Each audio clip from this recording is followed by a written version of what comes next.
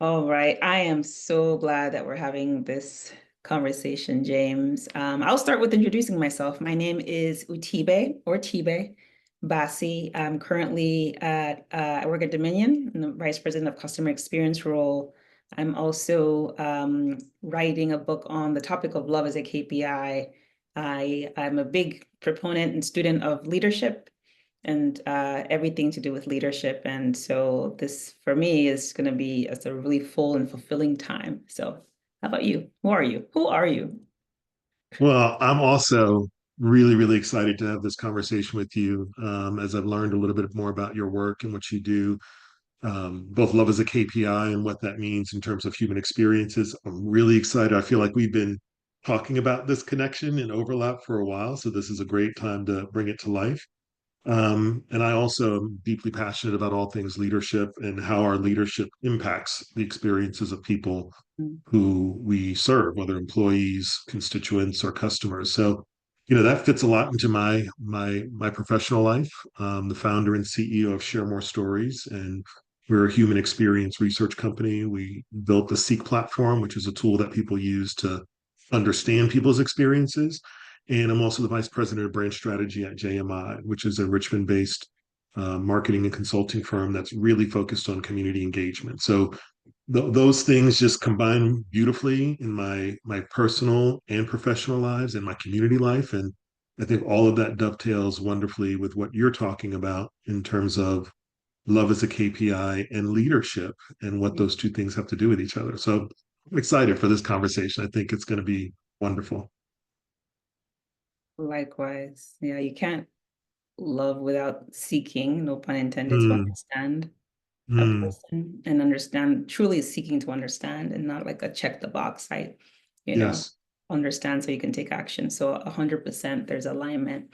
The word love is one that, I've had a couple people ask me over the course of even this work, like, why love? Like, why not some other, and there are many other adjectives, but first for me, I've anchored on love, and there's so many definitions of love, and there's so many associations with the word love. I'll say for me, the definition that I use is uh, first the perspective, the posture, and the practice that seeks the betterment of another person. And, sort of what betterment objectively, leaving people sort of holistically better. And I think perspective first, because it does start with how you see people. You have to see them, which is where, even just talking about the idea of listening and, to make the connection to seek. But you got to see them as important. You have to see people as worthy. You have to see people as valuable enough. And then your posture towards them is sort of how are you positioned? What's your orientation around people? And then the actions as well. And so that's the definition that I have anchored on for love. Just keen on your thoughts there. Yeah. Appreciate that. And I can tell how much both heart work and head work you put into this, Um, which is beautiful because admittedly, when I thought about it, I was like, how do we move beyond sort of this what people who haven't thought about it a lot mm, might say to themselves, well, that's squishy and that's just touchy feely. And what does it have to do with business or leadership?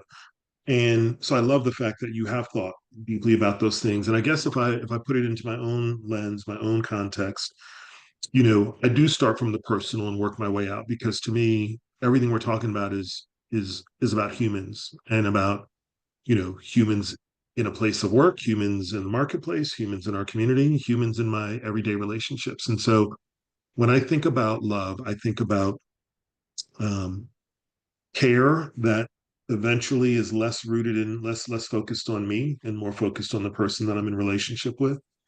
I think about a connection that has a high level of trust, trust that allows both of us, frankly, to sometimes overcome our mistakes that we might have or do to one another. I think a lot about maybe not sacrifice in every context, but the idea of service, of putting others first, of doing something for others. And I think about that because I think about the people that I, intuitively and comprehensively and in every sense of the word love, my family, my friends. those folks that I've built long-term relationships with, and I strive to do all those things with them. Mm, But then I say I don't think that means I should limit doing those things to just those people that I've had long relationships with, mm, because like what why should I limit it? And love, like the minute we start saying, love with those types of limits, love in a box, it's kind of like, is it love or is it something else? I don't yeah. know if that's the start of like a BET movie title, but it feels like it could go a lot of different directions beyond just, the things you described and the things that I described. So that's what comes to mind for me when I reflect on what you said. It's fascinating. That is one of the things I not just talk, try to talk about, but think about a lot is why do we have this firewall between what we know is needed in our personal relationships and what's needed outside of what we deem our personal relationships. We know it works there, right? To your point with our family and friends, those same attributes will work in any context. Now, Yes, you may express it differently based on what's yes, appropriate, but what bonds family and friends beyond the blood or, like are the same attributes that will bond people to leaders yes, and to organizations. And again, you may yes. express it differently, but it's fundamentally not different. And we like you said, we know it when we see it, because when you talk to a person who, in all the ways we've described, really loves what they do and where they do it and Yeah. who they work for, it is not a rationalized, I like this, it meets my criteria, I'm satisfied 9 times out of 10. It is a irrational, which to me is ultimately the most rational thing, how we feel. It is a consuming feeling that just expresses itself spontaneously. It's like, I love this. I love where I work. I love what I get to do. I love my boss. And when you hear those things, they have the ring of truth to them, because Mhm. the person is speaking about how they've been impacted Right. by That's right. the place, the work, the That's right. leader. It's not transactional, it's relational. Kai, that is so good. What they're really saying is how they've been impacted by it. And Yes, we have to be listening to hear that. They're not saying it about what literally there's something that thing they love has done within them. And so yes, people may not use the words, I've been deeply impacted by my company, but they will say, I love it. yes, It's the shorthand for this has yes. been such a beneficial impact, has played such a beneficial role to me. But the shorthand is, I love it. I love working here. I love working for this leader. That's very, very interesting and insightful. Because we know what it's like when they don't. Yeah. They use, and frankly, they use lots of language when they don't. They have extensive vocabularies to describe all the ways that they do not love So a good. place that they work, or a job that they have, or a person that they work for. There's a whole thing there that I need to even sit with because that is, we talk about this in the customer feedback space. When a Yes, customer is unhappy, you're going to get more likely than not, you're going to get a lot of language, just like you said. And when they're satisfied, it's sometimes, of course, you get a customer who's going to gush, but the more likely than not is it's short, it's brief, right? And there's something there again about like, what is it that when a person is safe and taken care of, they may not be a huge expression of words. I love it. I'm grateful, but when there's this disruption within them based on either an experience with someone or an organization or any encounter, there's a lot that boils up. That's actually very insightful. I also need to think about why that is. there might be a layer. I don't know. There might be a layer there of also what is the person's relationship, Yeah. because trust enters back into that conversation. If I feel like I can trust the person, the organization, the brand, the company to tell them how I really feel, then I will. Whether that's a lot or a little, I know I'm saying what I need to say, Mm, and they can eventually take heart in the idea that, hey, you told me what you needed to tell me. And mm, I think that idea of making space for people to tell us what they want to tell us, not just what we want to hear, yeah. is also relationship, right? Yeah. Like if I'm in a two-way relationship and all the conversation is one way, it's not much of a relationship. Mm, And the person that I'm in relationship with probably doesn't feel all that loved and supported. They Mm, feel queried. mm, If I just ask questions, but I don't express my vulnerability, my love, my support by saying, I'm here to listen to you. I think listening is one of the best acts of love we can provide people, is to exactly. listen to them. Like you said, to see them. Yeah. Yeah. What does fear look like? So given this context, like what is um Yeah.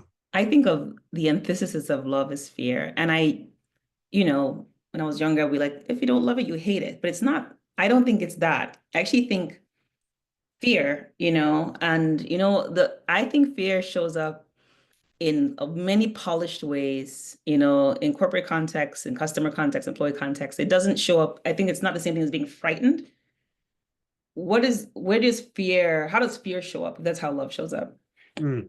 Okay, this is gonna be good. I can't wait for this part to hear what you Eh, have to say. Because to me, and in my personal experience and what I've seen in our work, I really believe that fear is the root of all of our problems. I really mm, believe this. I believe it's the root of my disconnection, mm, my distrust. Um, it's fear to me lies below anger and hatred. yeah, I agree.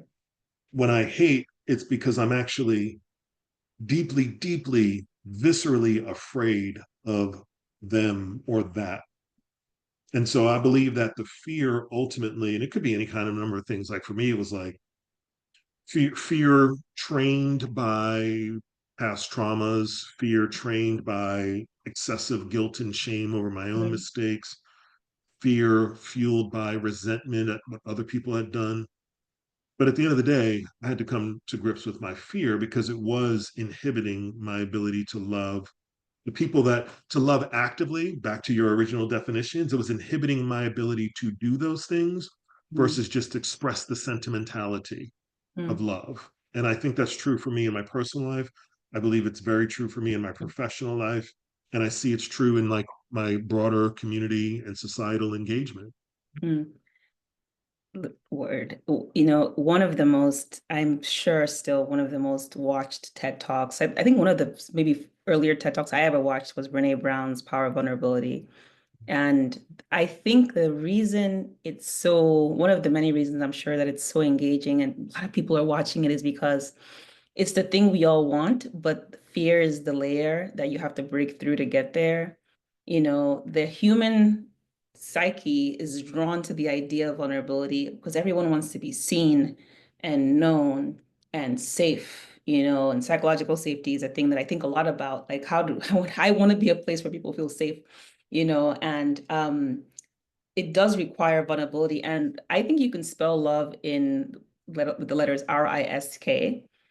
I think there's always risk in love. I think you need to not, I think fear and love can't coexist because you have to override the fear and say that Yes. I'm going to be vulnerable and open and express to people, whether it's verbally or with my actions or with your company, with my products and my services and my messaging. And they may not respond the way I want them to, but you must have a level of stillness and you must have a bigger why, a bigger reason for what you're doing Yes. that has to be driven by love for those people, even if they don't respond. And so fear is the argument, right? I think fear doesn't show up in uh it's not obvious. It's sort of obvious, but it doesn't present as someone being a scaredy cat, in the way that we might think. It presents as logical arguments. It presents as, sort of sometimes the right case, the right argument. It presents as strategy. Sometimes it presents as data skewed to tell a different story. But at the heart of it is fear of being seen, fear of shame, fear of guilt, fear of rejection. Yes. And that is what insulates people from reaping the benefits of being loving, whether it's within their personal lives or within their professional lives, whatever that means.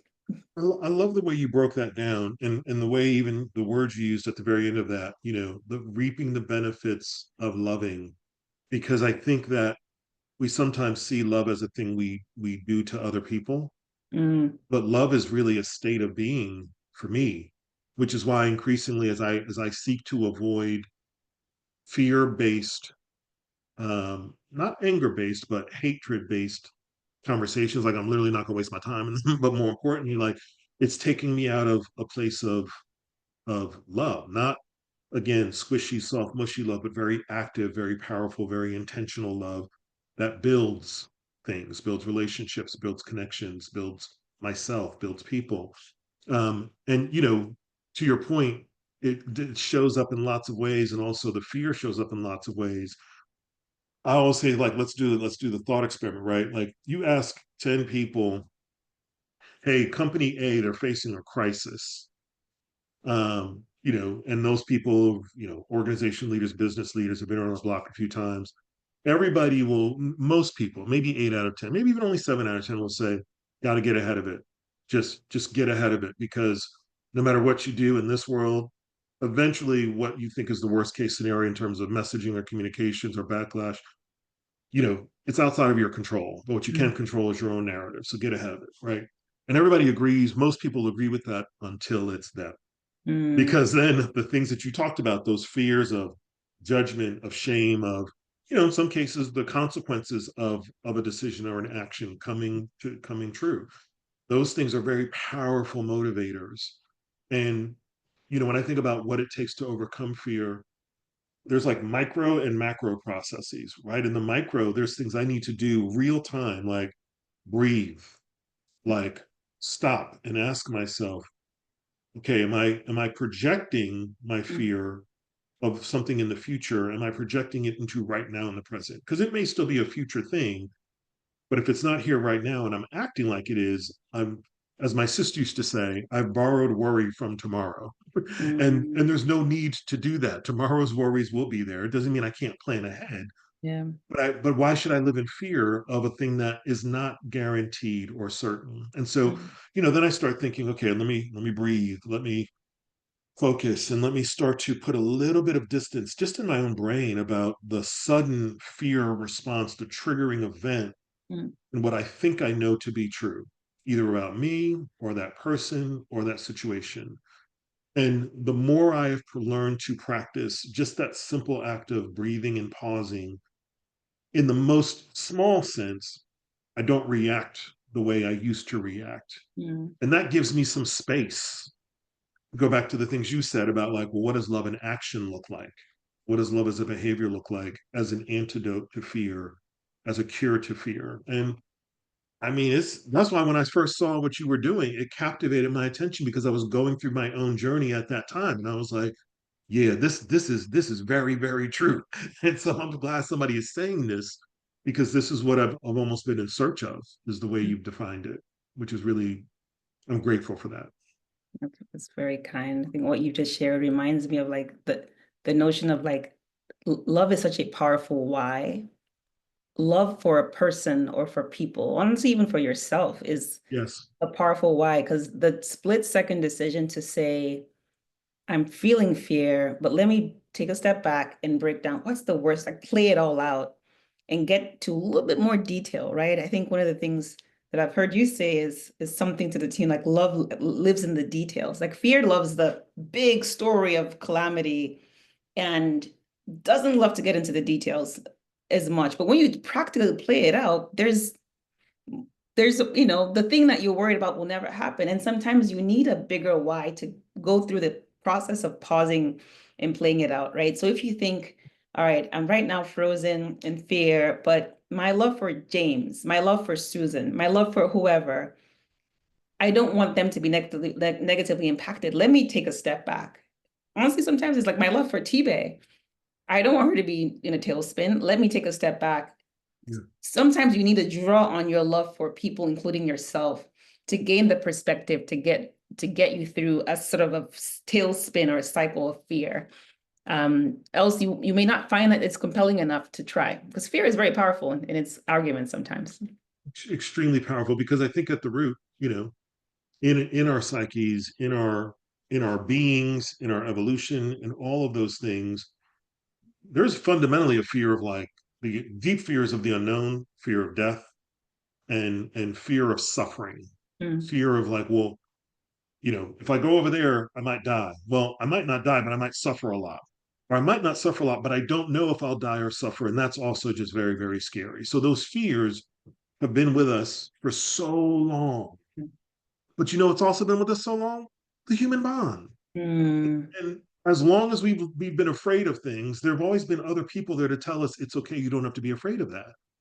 mm, From the very, very beginning of time, like whenever we saw something to be afraid of, somebody was teaching us the mm, lesson. mm, It's okay. You don't have to worry about that. Or if we do these things, what you're afraid of may not come true. And so, mm. what you just said before about taking the pause Okay. and working through it is a way of saying, okay, rationally, if this thing, how likely is this thing to come true? If it comes true, how impactful it is on me or my family or my business or Yeah. my team.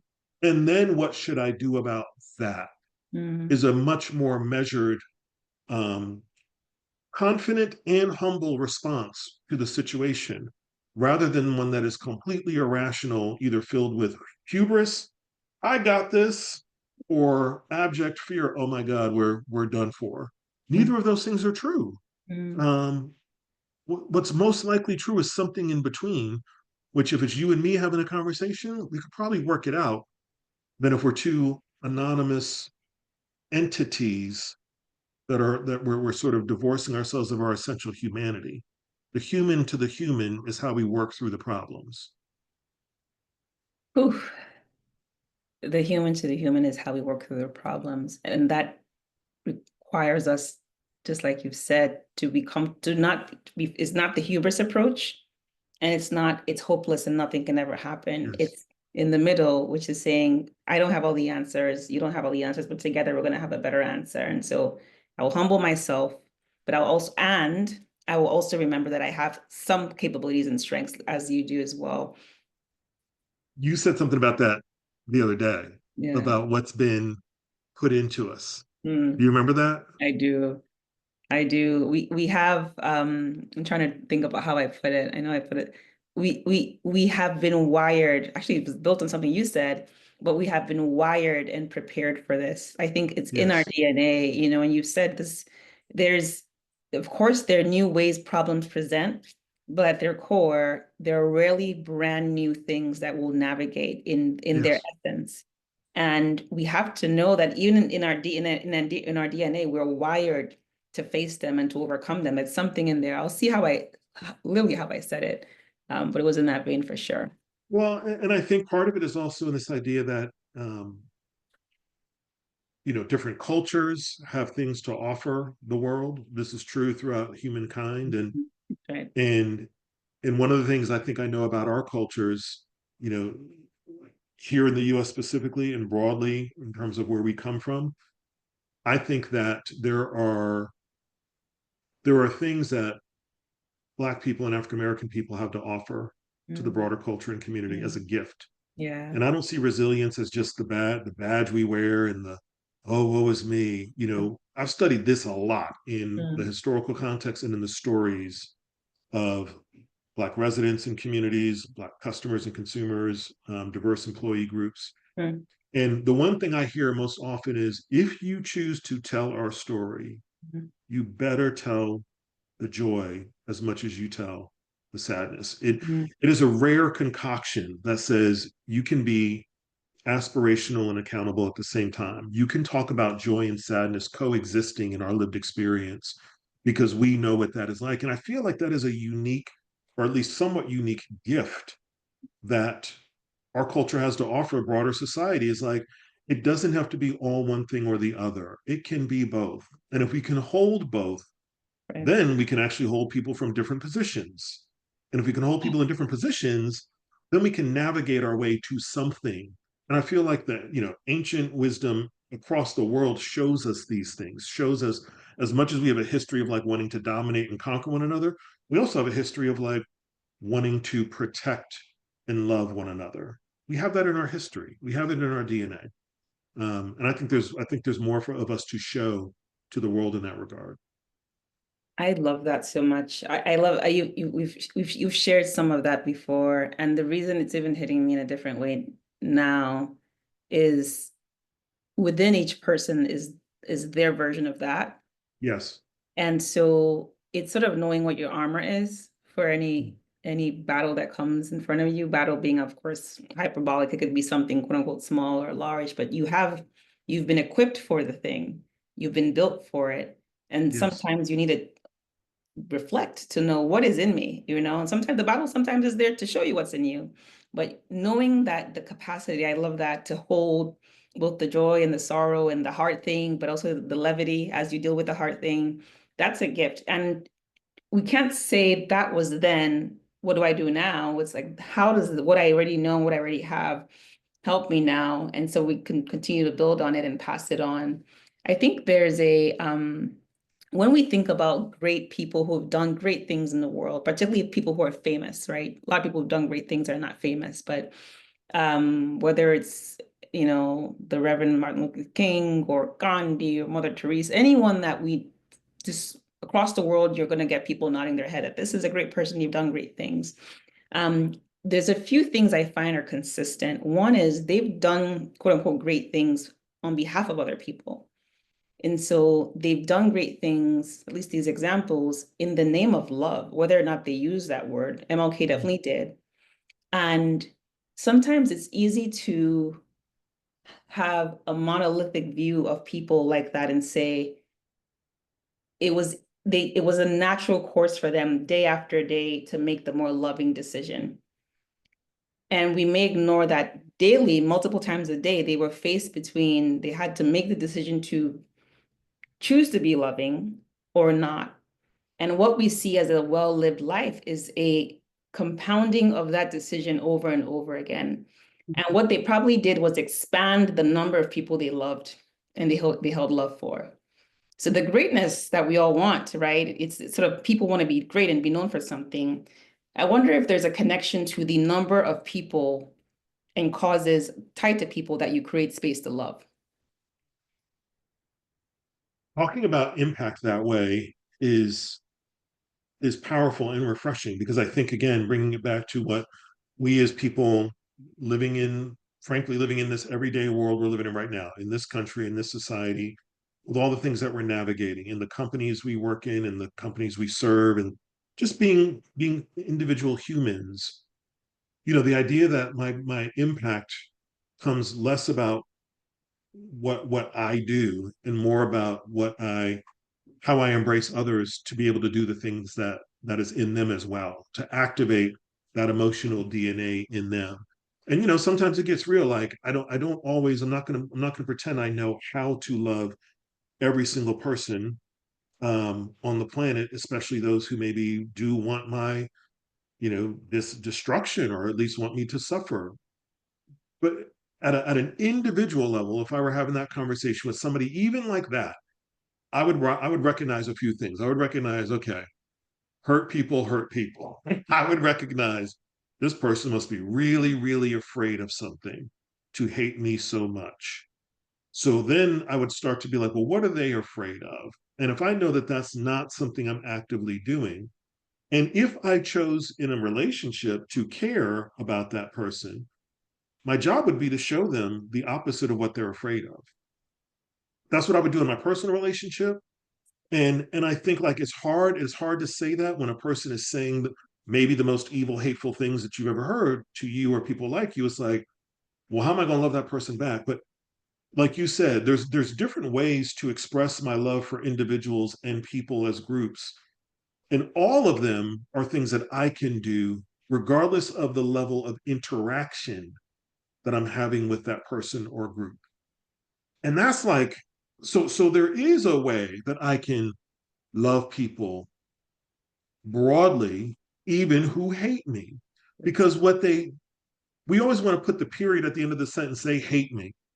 No, the end of the sentence is they are afraid of me, or they are afraid of something about me that they actually don't know or understand. So I can choose to let them continue to be wrongly, incorrectly afraid of me, or I can do my best to show them and the world who I really am. And maybe that will change them, maybe it won't, but it is what I can do in my act of loving the world, which doesn't feel like that small of a thing anymore. Ooh, that is loaded. Doesn't that then take the narrative from there's so much happening in the world and I feel powerless too. There's so much happening in the world and I am even a tiny part of a solution. Yes. And me being a solution is not, I'm not measuring myself, talking about KPIs and metrics based on the reaction of people, but I'm measuring myself to the degree to which I am intentionally Yes. being a solution. And that I've actually, that is a very, very fascinating way to think about the power that anyone has, even in the face of being actively hated. Because we are energy and we are responding to energy. And when you are facing a constant barrage of quote unquote negative energy, Mm.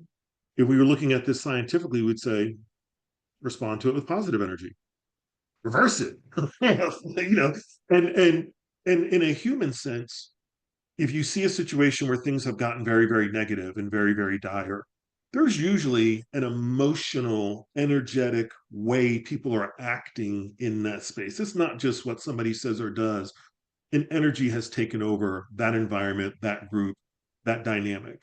And we know, again, if we zoom out, we know what it's like when we see a team or an organization or a community that is happy and joyful. We know it because it shows up in micro moments and macro moments. It shows how they treat each other when they're having conflict. It shows everything.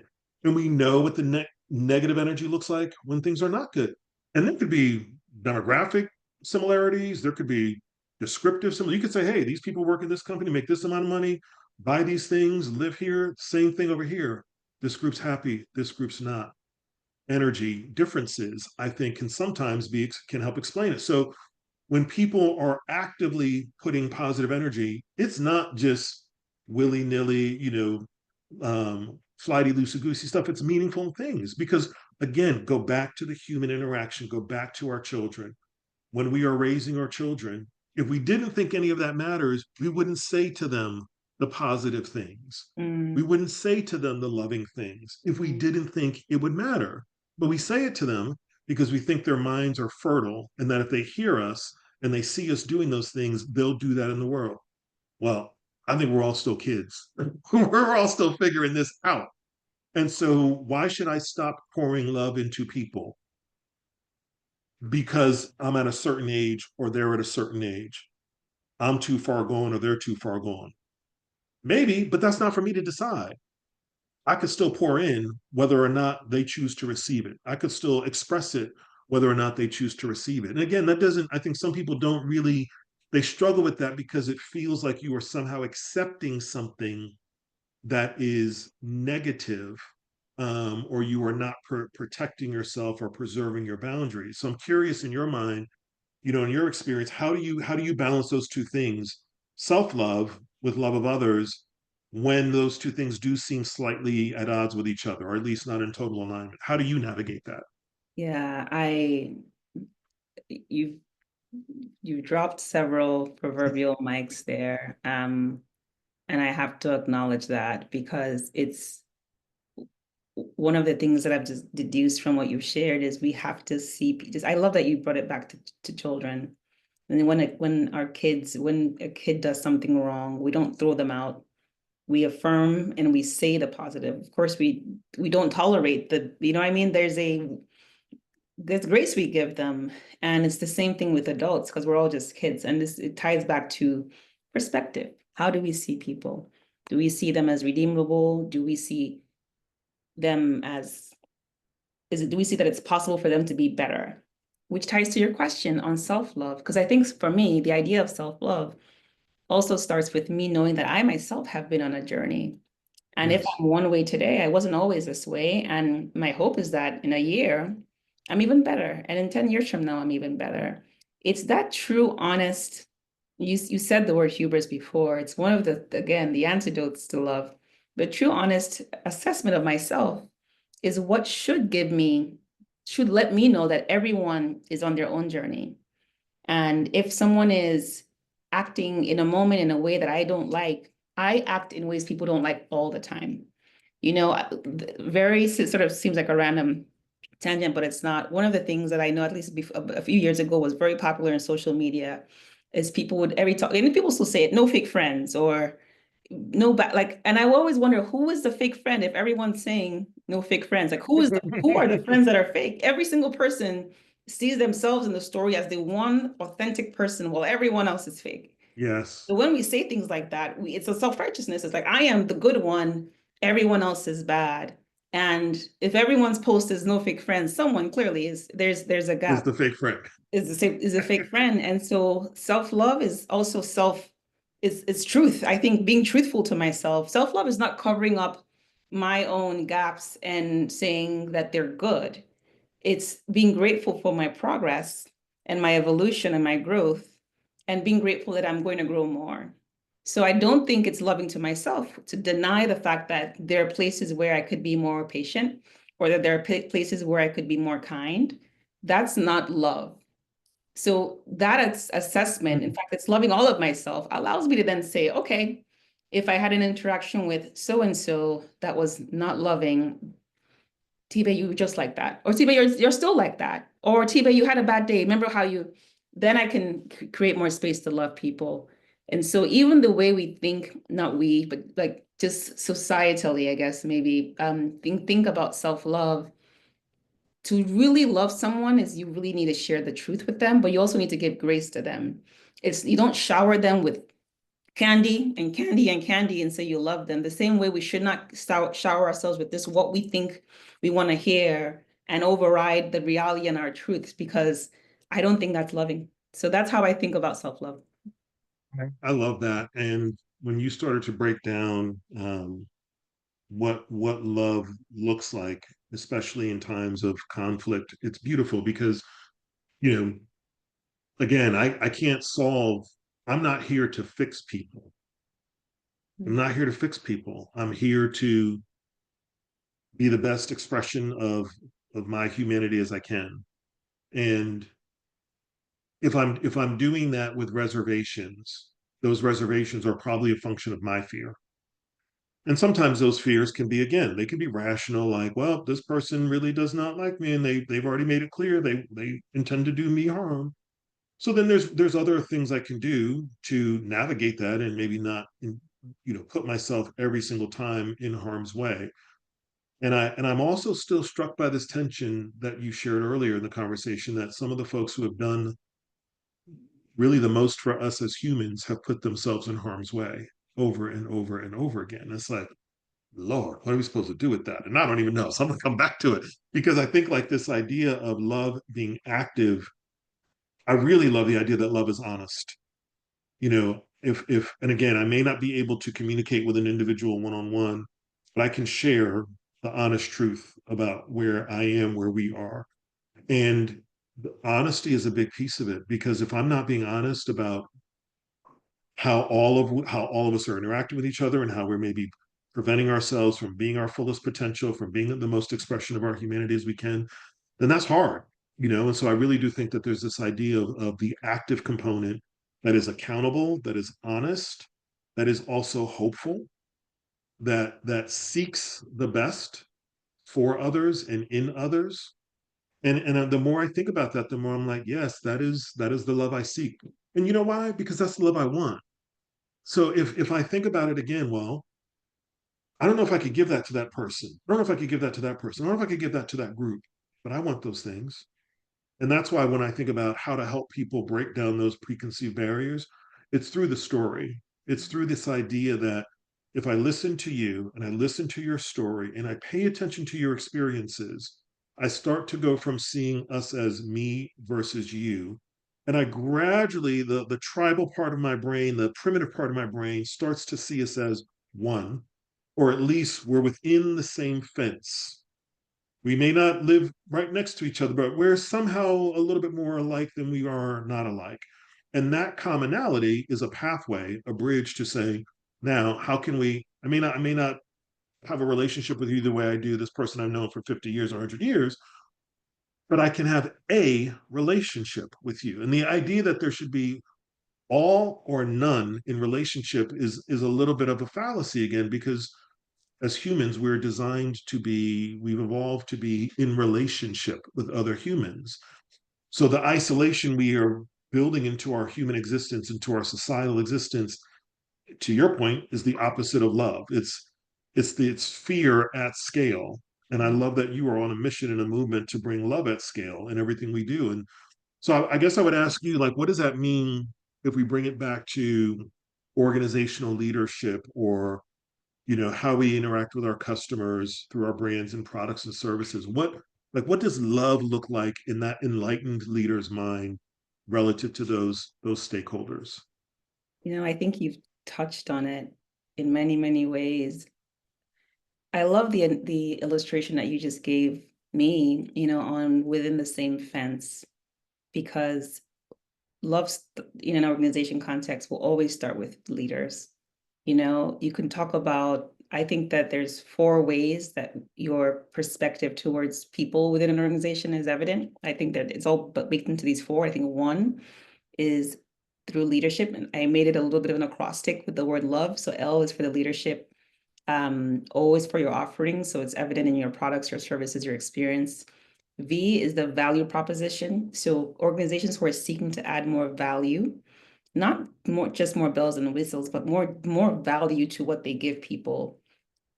The evidence of love or lack of love is there. And I think the E is engagement, and that's really all the things that inform engagement. That's your policies, your culture, like all of those things. Those to me are, and I'm looking, if there are others, I would love to hear, but everything is baked into one of those four. But the linchpin is the leadership.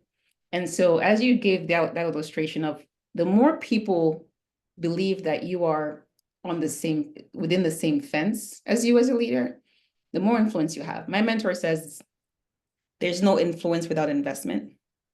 You can't influence people that don't believe you're invested in them, right? You can command them, but you can't really have deep influence in their lives and on how they think and how they operate. You can order them, but that's just really more at the head level. And so for leaders that are more loving, they've built more people, they've built teams, people, even people who are not in their departments, that believe that Yes. we're all in the same fence based on the way they think, and therefore the way they act, and the things that they confirm to people says, I think James, I think he's in another department, but he cares about me. We're in the same fence. The more people, and this is where influence really plays a role, the more people that are like, I don't work with him as much, but every time I see him, he's saying something insightful or doing something. I'm also of that mind. The more people that see you, Yes. that's what your influence is. And so a leader who is an organization that is really serious about this idea of, we want to be more a conduit to love to people, even if they don't say it. It's not about the word itself, right? The language is good, but it's not about the saying the word necessarily. It shows up in the L, the O, the V, and the E. It shows up in how people lead. It shows up in their offerings, their product, service, experiences. It shows up in the degree to which they provide value to people. It shows up in their E, the engagement, the culture, the policies. Is first focused on building leaders who are more loving people, Mm. because it will fall apart. There will be a point where someone will say, should we change this communication to be more clear? And someone will say, no, it's fine. Because the person that's making that decision themselves is not thinking about how it feels for the other person on the other side to read it.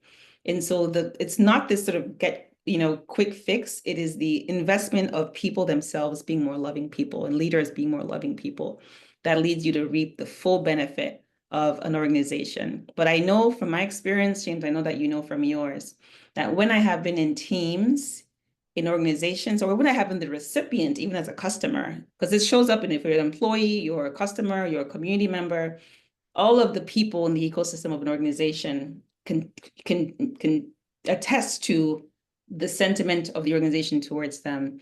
Whenever I've experienced it, it gives me loyalty feels like a light word. Right. I'm committed to that organization. I'm committed to that leader. I'm going above and beyond my discretionary energy. I'm telling people about that person, that leader, that colleague, that I'm your free advertisement. And I know it's Yes. true for others as well.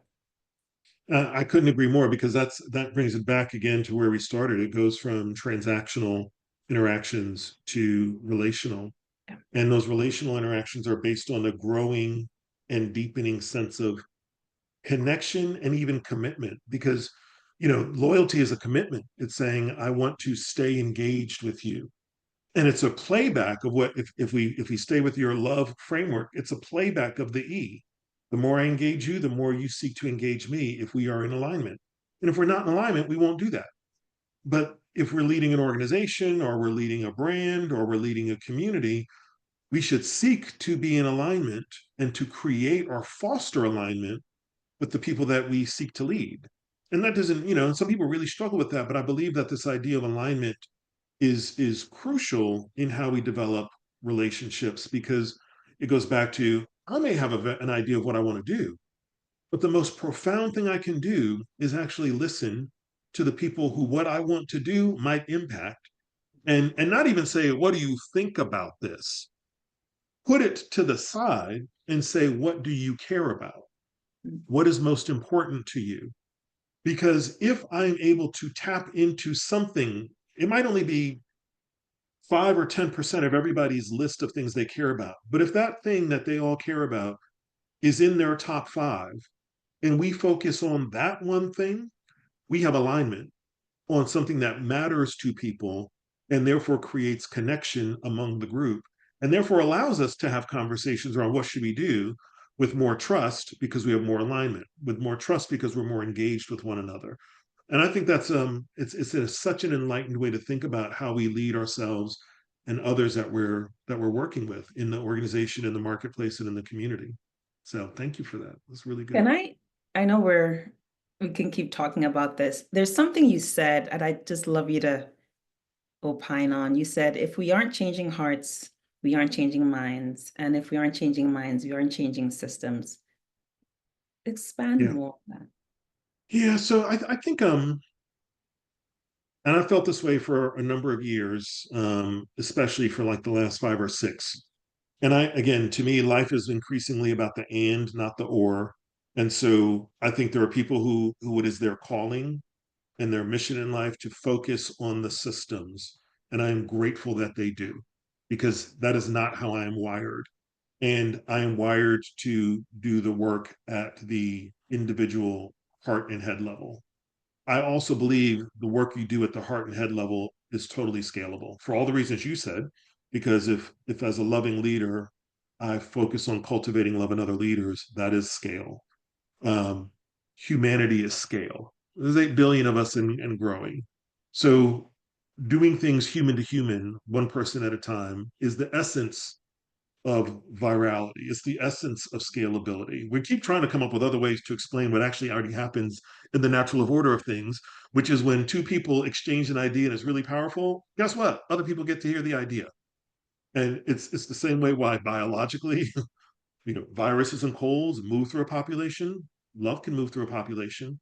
And for me, it starts with a one-on-one conversation. If I see a leader who is receptive to change, I first want to strengthen their conviction to change.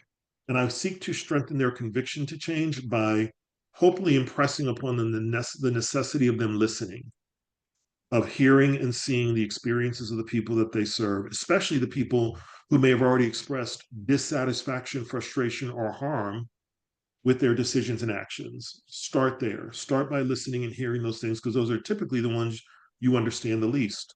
Because most people have good intentions, and most people, not everybody, but most people, if confronted with, incontrovertible evidence to them that they were harming people, would say, I don't want to do that. They would wrestle with how much they have to give up to harm less, but they would not necessarily say, I don't care. I want to harm as many people as possible. So they rationalize how they are harming people.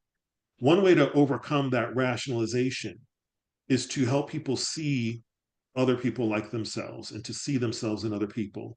And that starts with the listening to their stories and experiences. So to me, if I can help a leader really see a person or a group of people that they don't think they identify with as being in the fence, that starts to change the heart. And I really believe the heart change is a necessary precondition for the head change because we operate fundamentally out of our deep seated beliefs, values, and needs. And those are governed in the less conscious decision making part of our brains. Those are governed by our deep lived experiences, the values that we've built up over time, the beliefs we've built up over time, largely the attitudes and emotions we have about people in life. So if you want to change the decisions a person's making, you have to change their heart. And if you change the heart, then you change the mind. And now the leaders, so many of us who are working in these systems, we represent people who have been harmed by or impacted by those systems. And I'm not just talking about like social issues, even just in the marketplace, even in the organization. The people who often raise their hand to say, I want to help change this are the people who've been negatively impacted.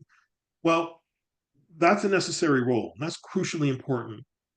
And scalability, if you will, comes when the leader who has the most influence over that thing, the most, decides they're ready to lead a change. When the leader who has power and influence, but not as concentrated in that environment, is working to change the system, in my opinion and in my experience, that power and influence is best concentrated on the person who has more power and influence and convincing them to see what they don't see and hear what they don't hear so that they would then redirect their power and influence, which they already have at a much larger scale, to do something more impactful. And that is how people with quote unquote less power flex their superpower, is by saying, oh, I don't have to change 8 billion people or 100 million people or 20 million people. I have to change one person. And if I can change that one person, which is me, then I can show up in an interaction with somebody else. And maybe they can change a little bit based on what they see in me.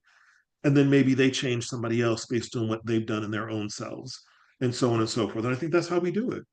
I could not agree more. I think that's the punchline is that one person you can change and influence is yourself. And because once you do that, your engagements with people will change. I love Yes, the point you made on even using a cold or a flu because that's how things quote unquote go viral. That's where the word comes from, or the term that we use in exactly. pop culture today. I think the most obvious things are hidden in plain sight. And I think Yes. that for a love-led organization, you need love-led people who say, I will become more love-led, and it catalyzes everything. This has been wonderful. Yes, this has been nourishment. I'm so grateful for this. This is like, I mean, we've had a couple of coffee conversations. This is like our coffee conversation on 10. Yes. So I'm really, really thankful for this. This was Likewise. wonderful. It's great to have leaders that have this perspective that I can learn from. And I think today we just said, let's record it, let's share it. Yes. This is our typical leadership discussion for sure. Well, I've learned a lot from you. So thank you. And my sincere hope is that what we've talked about today can, as we change ourselves, we might have a little bit of an impact on somebody else. So thank you. Likewise. Thanks, James. Yeah.